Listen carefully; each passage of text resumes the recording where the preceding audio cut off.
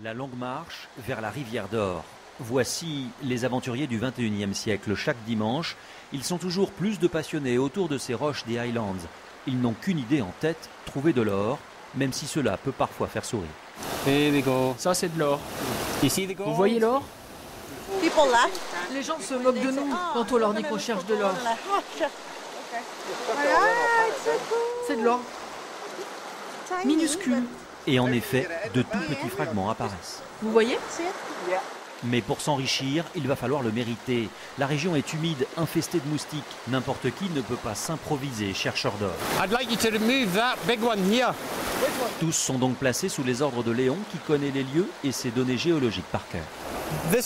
Cette rivière fait partie des endroits connus pour trouver de l'or. Mais il y a 50 000 rivières en Écosse. Beaucoup ont déjà été explorées. Du coup, ces aventuriers sont parfois contraints de plonger et il faut avoir l'œil. La plupart du temps, on ne trouve que des éclats d'or. Il en faudrait une vingtaine environ comme celui-ci pour faire un gramme.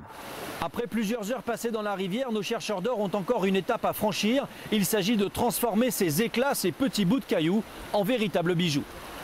En 20 ans de recherche, Léon a réussi à se constituer un vrai petit magot.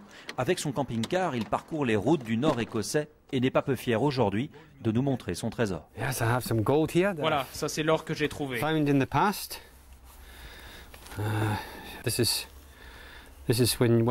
c'est ce qu'on trouve quand on a un petit peu d'expérience. Ça représente entre 20 et 25 000 euros. Une fois l'or récupéré à l'état brut, la transformation peut se faire en bijouterie. Vous serez surpris d'apprendre que l'or écossais est très recherché. C'est en général presque de l'or pur.